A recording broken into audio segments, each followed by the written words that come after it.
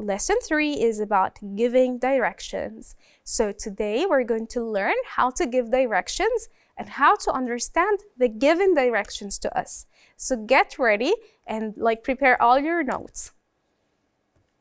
By the end of this lesson, you'll be able to use expressions for giving directions. So we're going to learn the expressions used when giving directions. So you're not just going to say, go left, go right, it's there. No, you're going to learn actual expressions today. Listen to people asking for and giving directions. So we're not just going to learn the expressions, we're going to see them in context. So we're going to listen and read like a conversation between people giving and taking directions. Also, there is a cooperation part where you're going to learn how to be able to give directions effectively. So today is all about directions. We're going to give directions and take directions effectively.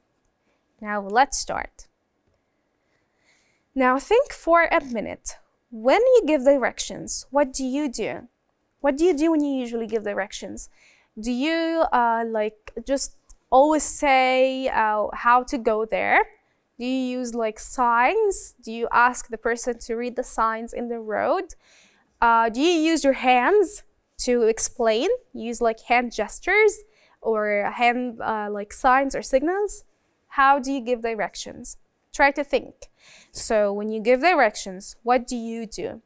What also if you don't know the place, or you don't know how to go to that place, you don't know the directions, what do you do? Do you say no, or do you still give an assumption on how to go to that place? Try to think.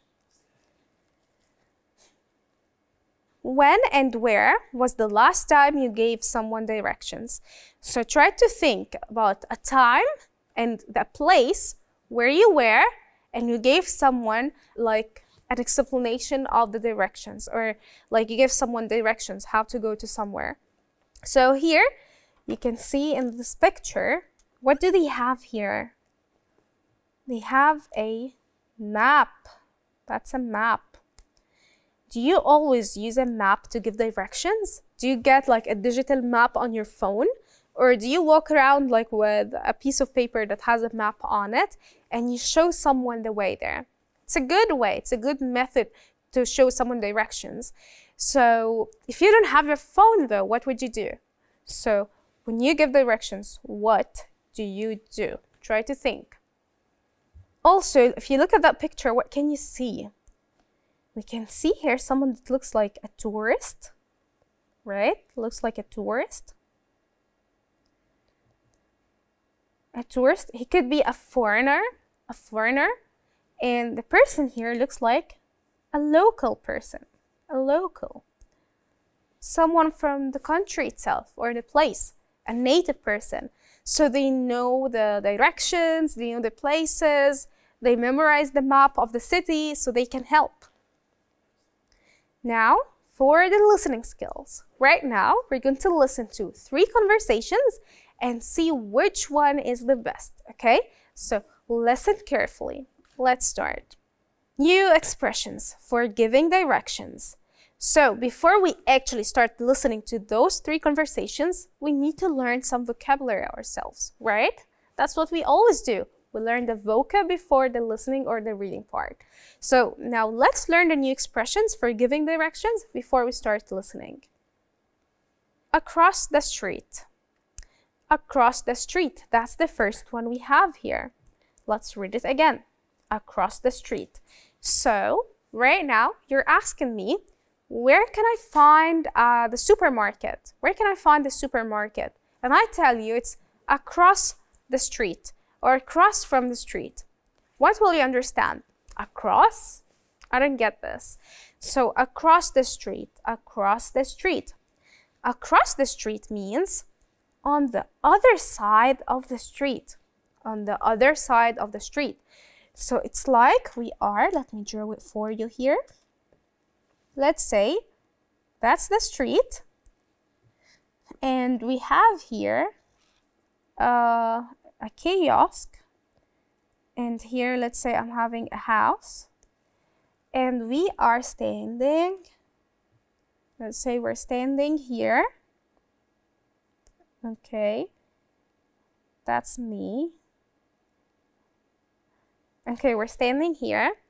And I ask you, where can I go to that address? I show an address, okay? And we are on that side of the street, and I tell you, oh, the house you're looking for is across the street, or across from the street. So what does that mean? It means I'll have to cross the road here. Oh, so it's across the street, it's right in front of me. So what's the different way of saying in front of someone or somewhere or a place? We say it's across the street. So if I'm standing here and the thing is here, it's across of me. Okay? Let's move to the next expression. Straight ahead, straight ahead. Let's read it again. Straight ahead. Straight ahead for short. Straight ahead. That's how we show it. We say straight ahead. So straight ahead means in one direction, no right or left. So you're going to walk straight ahead. You're not going to go right or left. No, you're walking straight forward, straight ahead.